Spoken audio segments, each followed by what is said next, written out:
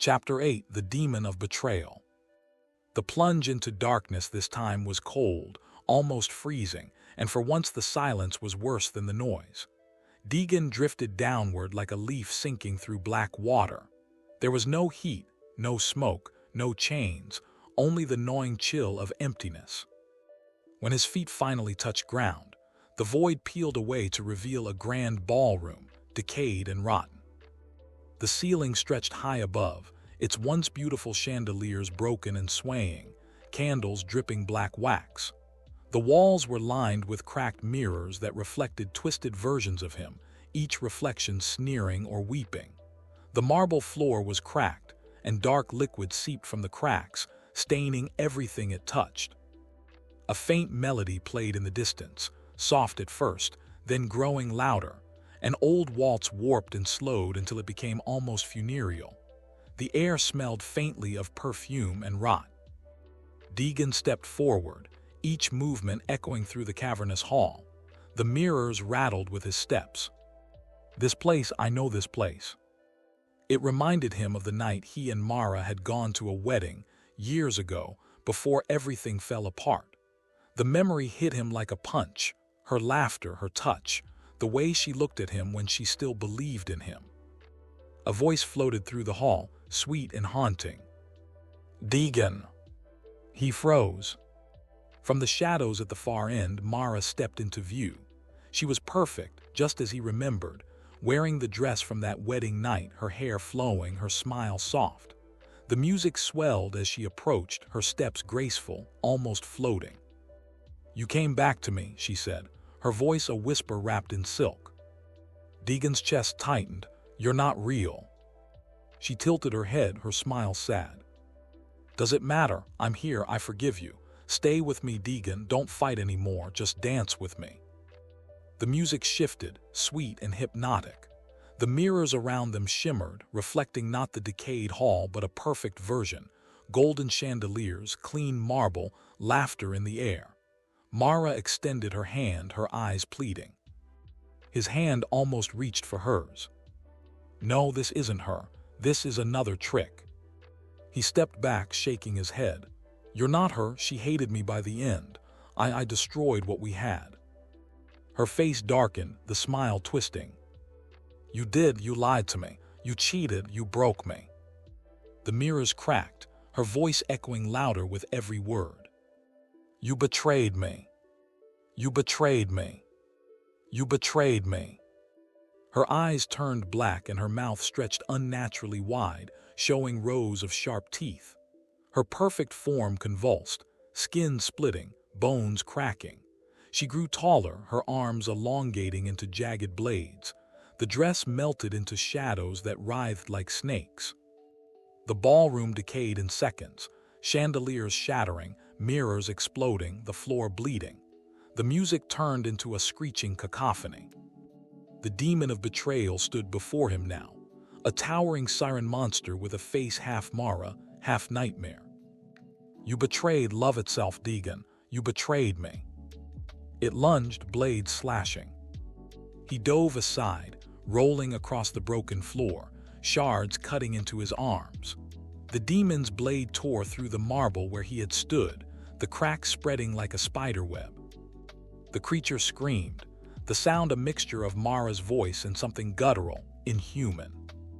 "You think you can run from this? You ran from me. You ran from everything you ever loved." Deagan grabbed a fallen chandelier chain, swinging it at the demon. It wrapped around its arm, but the creature ripped it free effortlessly, dragging him with it. He slammed into a cracked pillar, pain exploding through his back. The demon loomed over him, its blade arm pressing against his throat. "Say it, say you betrayed me." His breath hitched, the blade digging into his skin.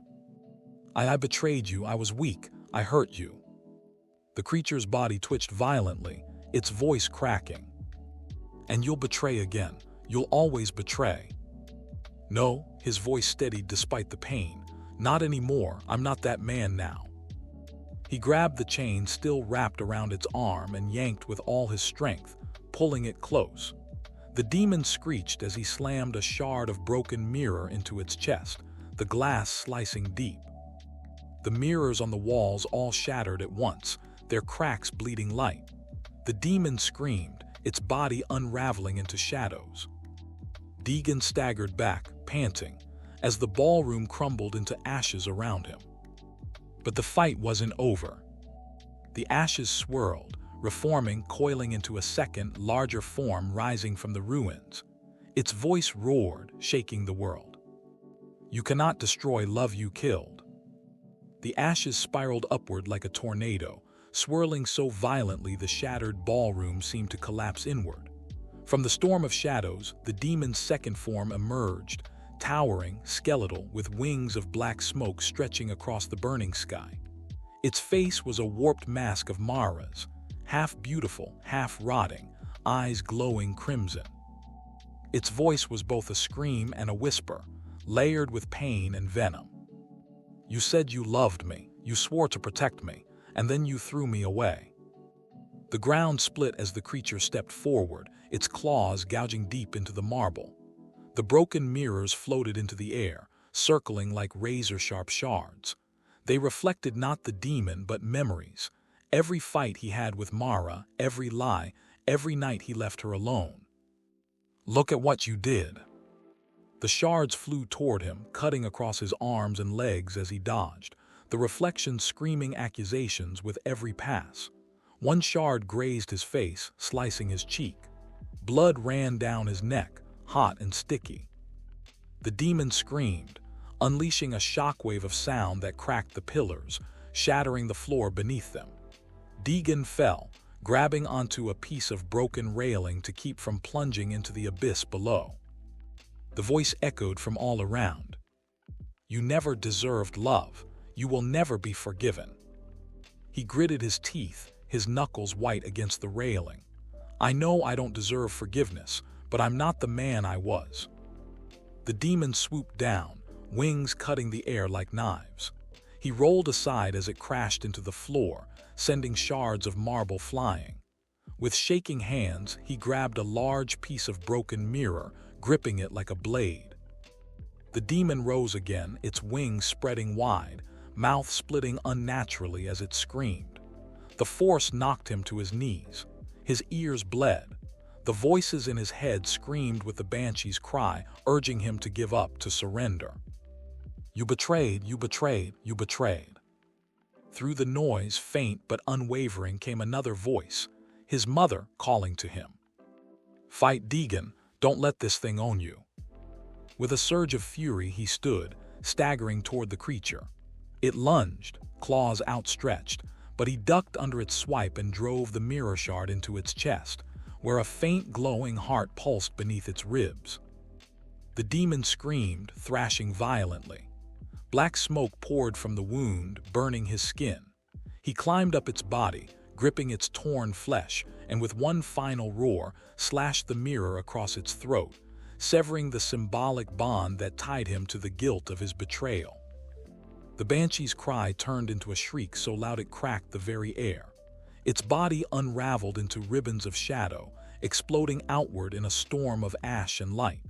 The mirrors shattered completely, their shards dissolving into dust.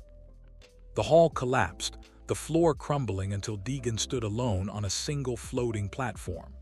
His chest heaved, his hands trembling, the shard of mirror falling from his grasp. The platform stabilized, suspended in endless darkness. From the void, the cloaked figure appeared, stepping onto the platform as if it had always been there. The white lights beneath its hood glowed brighter, cold and piercing. "You cut the chain of love you betrayed, but do you feel it, Deagan, the emptiness it left behind?" Deagan's jaw clenched. "I feel it, but I also feel stronger." The figure's voice rumbled with something like amusement. "Stronger? No, you are just less whole. Every demon you kill takes something from you. You are becoming a shell boy." He glared at it, his voice steady. "Maybe, but as long as that shell can fight, you're not winning." The figure tilted its head. "We will see. The next trial will devour what's left of your rage." The platform cracked beneath him, and once again he was swallowed by the abyss. the figures whisper following like a curse. Even broken shells can burn.